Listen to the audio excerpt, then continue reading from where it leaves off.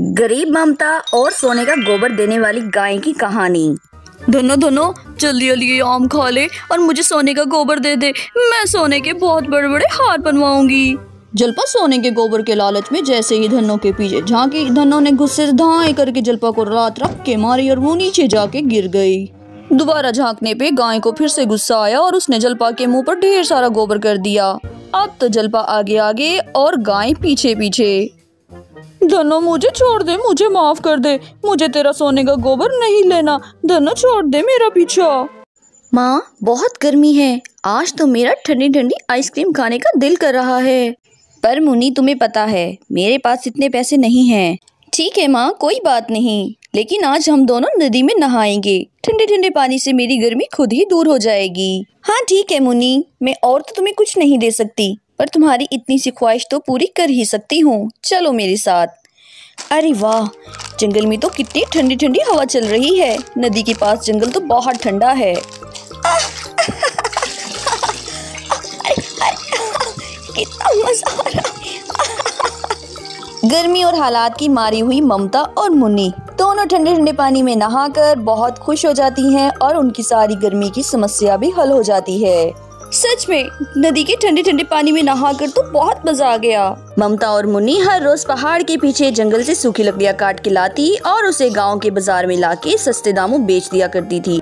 पास में ही एक घमंडी और कामचोर औरत जलपा रहती थी, जिसके पति ने घर में एक गाय का बच्चा पाला हुआ था। लेकिन जलपा ना तो गाय के बच्चों को घास दिया करती थी और ना ही ठंडा पानी पिलाया करती थी। यहाँ तक कि उसको वो तपती शुआओं के नीचे धूप के अंदर ही बांधा करती थी। गाय का बच्चा भूख से और गर्मी से बिलबिलाता रहता, लेकिन जलपा सुन के भी अनसुना कर दिया करती थी। ममता गाय के बच्चे की आवाज सुन के वहाँ डरती डराती छुपती छुपाती आ जाया करती थी। ना जाने कैसी औरत है, इसे इस मासूम से बच्चे पर जरा भी तरस नहीं आता। हाय हाय, कितनी तेज धूप है, इसके तो पाँव भी जल रहे हैं और शरीर भी तप रहा है। तू ठहर जरा, मैं तेरे लिए वापसी पर नदी से ठंडा पानी लेकर आऊंगी। ममता ने जंगल से लकड़ियाँ काटी और वापस वो नदी के रास्ते से आई। साथ में वो गाय के लिए ठंडा पानी भी लाई। ममता ने गाय को अच्छी तरह ठंडे ठंडे पानी से नहलाया और उसके बाद वो उसे खूब प्यार करने लगी। गाय भी ममता को अपनी माँ जैसा समझती थी, वो भी उसे बहुत प्यार करती थी। उसके बाद ममता ने इधर उधर देखा और वो गाय के लिए बहुत सारी हरी हरी घास लेकर आई। ये ले, जल्दी जल्दी से ये घास खा ले। अगर जलपा आ गई और उसने मुझे यहाँ देख लिया तो ना जाने कौन कौन से चोरी के इल्जाम लगाएगी। ऐसे ही ममता कभी गाय के लिए हरी हरी घास लाती तो कभी घर के लिए जब ठंडा पानी भरने जाती थी, पहले वो गाय को पिलाती, उसके बाद अपने घर लेके जाया करती थी। ठंडे पानी से नहाकर और खाना पीना करके गाय का बच्चा बहुत शांत हो जाता था। वो सिर्फ तभी बोलता था जब उसे बहुत तेज धूप या भूख लगा करती थी। तू फिर से शुरू हो गई। आखिर तू चाहती क्या है? तूने क्यों मेरा जीना हराम कर रखा है? न जाने तुझसे कब जान छूटेगी। मुझे देखती है और धाए धाए भा भा शुरू कर देती है। तेरा अभी इलाज करती हूँ। ले, खा ले, मर जा। खा इस सूखी घास को और दफा हो, मेरी जान छोड़। भूख से बेहाल बेचारा गाय का बच्चा उस सूखी घास को ही खा लेता है। सूखी घास भी क्या, वो तो कांटेदार झाड़ियाँ होती हैं। दूसरी ओर ममता पूरी रात उस गाय के बच्चे के बारे में ही सोचती रहती है। कभी इधर करवट बदलती तो कभी उधर।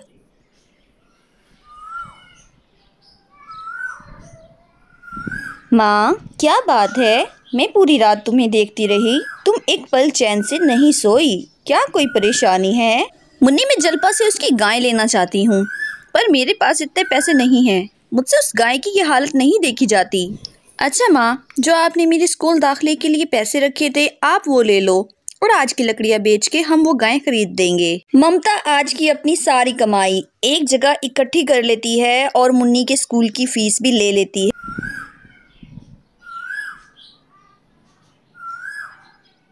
सूखी और कांटेदार झाड़ियाँ खाने और गर्मी में धूप की शिद्दत में खड़े होने से गाय के बच्चे को मोशन लग जाते हैं। उसका पेट दर्द कर रहा था और वो दर्द से चिल्ला रहा था। हाय हाय हाय, कमबख्त, ये क्या कर दिया तूने? पूरे घर में गंद ही गंद मचा रखा है। क्यों मेरा जीना हराम कर दिया तूने? तू क्या चाहती है आखिर? क्या मैं यहाँ से चली जाऊँ? मैं नहीं जाऊँगी, आज तुझे मैं सबक सिखा के रहूँगी। जलपा गुस्से से डंडा उठाती है और तेज तेज गाय के बच्चे को मारने लगती है। ये तो मुझे गाय के बच्चे की आवाज लग रही है।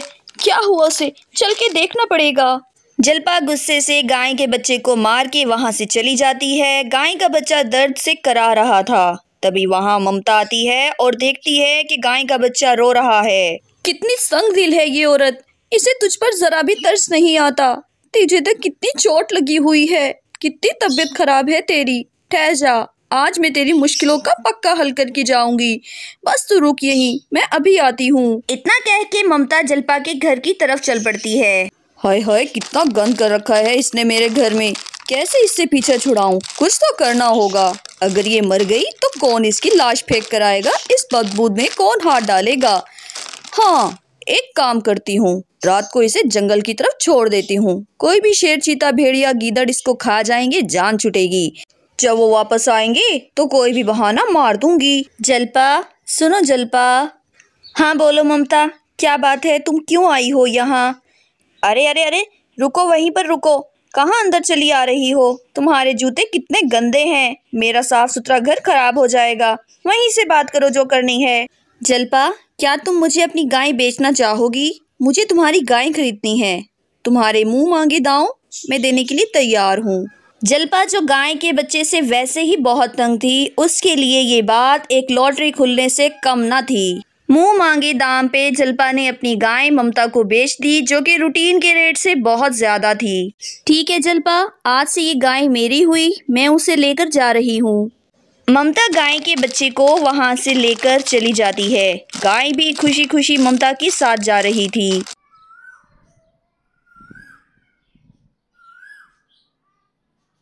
आज से तू मेरे घर रहेगी, मैंने तुझे खरीद लिया है। मैं तुझे बहुत प्यार करूंगी और बहुत प्यार से रखूंगी। अब तुझे उस गर्मी में सड़ने की जरूरत नहीं है, ठीक है? अब से तू यहाँ ठंडे पेड़ की साए के नीचे रहा करेगी। और तू देख, मैं तेरे लिए कितना सारा हरा हरा ठंडा ठंडा घास लेकर आई हूँ। जितना चाहे खा ले, जितना चाहे आराम से खेल इससे। और आज से तेरा नाम धन्नो है। तू मेरे घर की धन्नो रानी है। समय ऐसे ही बीतता चला जाता है। पहले ममता और मुन्नी दोनों अकेले लकड़ियां लाती थी, अब वो धन्नो को भी साथ ले जाती थी। वो भी घूमती फिरती उनके साथ ही रहती थी। देखते ही देखते धन्नो बड़ी हो चुकी थी। एक दिन ममता जब धन्नो के पास खड़ी थी, तभी अचानक बेटा, बहुत दूर से आ रही हूँ, बहुत भूख लगी है। मुझे तुम्हारा घर नजर आया, क्या तुम मुझे कुछ खाने के लिए दे सकती हो? अम्मा, घर में तो कुछ खाने के लिए, इतना ही बोला था कि अचानक उसे याद आया कि उसके घर में 2 सूखी रोटी पड़ी हुई हैं, जो उसने एक अपने और एक मुन्नी के लिए रखी थी। वो दोनों की दोनों बूढ़ी अम्मा को दे देती है। अम्मा, बस मेरे घर तो यही है। बूढ़ी अम्मा वो रोटी खा लेती है और मुस्कुराकर वो गाय के पास जाती है, उसे बड़े प्यार से देखने लगती है। अगली सुबह जब मुन्नी गाय के पास आई तो उसने देखा गाय ने तो सोने का गोबर कर रखा है। उसने फौरन से अपनी माँ को आवाज़ें देना शुरू कर दी। माँ, ओए माँ, अरे माँ जल्दी आओ ना। तभी वहाँ ममता दौड़ी आती है। अरे क्या बात है मुन्नी, क्यों धाई धाई चिल्ला रही हो? क्या हुआ? माँ तू देख ना, हमारी गाय ने कैसा गोबर दिया है, देख जरा। हाय दैया, ये क्या? ये तो सोने का गोबर लग रहा है। हमारी गाय जादुई है, इसका मतलब ये सोने का गोबर देती है। ममता, मुन्नी और गाय तीनों अब बहुत खुश नजर आ रही थी। ममता और मुन्नी गाय को बहुत प्यार करते हैं। देखा मुन्नी, मैं ऐसे ही तो नहीं इसको धन्नो कहती थी। इसने कितने धन से हमें माला माल कर दिया है। मुझे यकीन था ये हमारी किस्मत जरूर पलटेगी, मेरी प्यारी धन्नो। हाँ माँ, ये तुम्हारी नेकी का ही सिला मिला है तुमको। ममता अपने साड़ी के पल्लू में वो सोने का गोबर छुपाती है और उसे बाजार ले जाके बेच देती है। उन पैसों से वो धन्नो के लिए बहुत से मीठे मीठे फल लेकर आती है और कुछ घर का राशन ले आती है। ऐसे ही समय बीतता चला जाता है। अब ममता के घर का हाल बहुत खुशहाल हो जाता है और उसकी माली मुश्किलें भी खत्म हो जाती हैं। ममता अपने लिए एक बड़ा पक्का सा घर बनाती है और धन्नो के लिए एक बड़ा सायादार दरख्त खड़ा कर देती है। हाय हाय, समझ नहीं आ रहा ये ममता के पास इतना पैसा कहाँ से आ गया। पहले तो ये माँ बेटी 2 सूखी रोटी खाने को भी तरसती थी और आज इतना बड़ा घर बना लिया है। कुछ तो राज जरूर छुपा है, इन पर नजर रखनी पड़ेगी। जल्पा अब ममता से जलने लगी थी। जल्पा छुप छुप के हर रोज आती और ममता के घर पर नजर रखा करती थी। एक दिन जल्पा ने देखा कि गाय ने तो सोने का गोबर कर रखा है। अब उसके दिल में लालच आ गया था।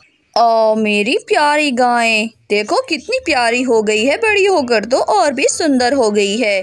चल, तू तो सिर्फ मेरे घर के लिए बनी है, चल मेरे साथ अपने घर वापस चल। धन्नो जल्पा के साथ जाने को बिल्कुल तैयार ना थी, लेकिन जल्पा उसे जबरदस्ती घसीटते हुए वहां से ले गई। ममता जब घर वापस आई तो उसने देखा कि उसकी धन्नो गायब है। वो चीख चीख के रोने लगी। धन्नो, मेरी प्यारी धन्नो, तुम कहाँ चली गई? धन्नो वापस आ जाओ, चोर मेरी धन्नो को ले गए। ऐसे ममता धन्नो को इधर उधर ढूंढती रही और उसके पेड़ के पास बैठ के रोने लगती है। लो लो धन्नो, जल्दी जल्दी मीठे मीठे आम खाओ, मैं तुम्हारे लिए ही तो लाई हूँ। जल्दी जल्दी मीठे आम खाओ और मुझे ढेर सारा सोने का गोबर दे दो। मैं तो उस सोने के गोबर से अपने लिए बहुत बड़े बड़े हार बनवाऊंगी। धन्नो जल्पा की बात सुन के वो मीठे मीठे सारे आम खाने लगती है। जल्पा लालच में पूरा टाइम धन्नो के पास ही बैठी रही। वो उसका गोबर देने का इंतजार इधर से उधर, उधर से इधर फिर कर करने लगी। अब देखने में ऐसा लग रहा था कि जैसे धन्नो भी जल्पा से बदला लेने के चक्कर में हो। थक हार के जल्पा गाय के पीछे उसका गोबर देखने लगती है। गाय को गुस्सा आता है, वो उसे रख के लात मारती है और जल्पा दूर जाके पड़ती है। जल्पा एक बार फिर से देखने की कोशिश करती है, तभी धन्नो जल्पा के मुंह पर और सारे कपड़ों पर गोबर कर देती है। अरे ओ धन्नो की बच्ची, ये तू क्या कर रही है? मुझे तेरा ये वाला गोबर नहीं चाहिए, मुझे तेरा सोने का गोबर चाहिए। हाँ, तू ऐसे बाज नहीं आएगी, तुझे मैं अभी बताती हूँ। कहाँ है मेरा डंडा? डंडा देख के धन्नो को भी गुस्सा आ जाता है और वो गुस्से से फूले नहीं समा रही थी। जल्पा जैसे ही डंडा लेके धन्नो के पास जाती है, धन्नो उसे सिंग से टक्कर मार के जमीन में गिरा देती है। जल्पा जैसे ही खड़ी होने की कोशिश करती है, गाय एक बार फिर से जोरदार टक्कर मारती है और वो जमीन बोस होकर गिर जाती है। धन्नो तो पूरे गांव में जल्पा की चक्री बंधवा देती है। जल्पा आगे आगे और धन्नो पीछे पीछे। वो उसे मारने के लिए बहुत तेजी से दौड़ रही थी। अरे छोड़ दे रही धन्नो, अरे नहीं चाहिए तेरा गोबर, अरे बचाओ कोई मुझे इस डायन से, ये तो मुझे मार मार के वैसे ही लाल कर देगी। मुझे सोने के जेवर नहीं चाहिए, अरे जारी जा। जल्पा किसी तरह अपनी जान बचा के अपने घर आके सोफे के नीचे छुप जाती है। धन्नो सीधा दौड़ती हुई ममता के पास आती है और उसके गले लग जाती है और उसे ढेर सारा प्यार करती है। इधर ममता भी अपनी धन्नो को देखकर बहुत खुश होती है और उसे लाड प्यार करने लगती है। मेरी प्यारी धन्नो, तू आ गई, अब तू मेरे साथ ही रहेगी हमेशा।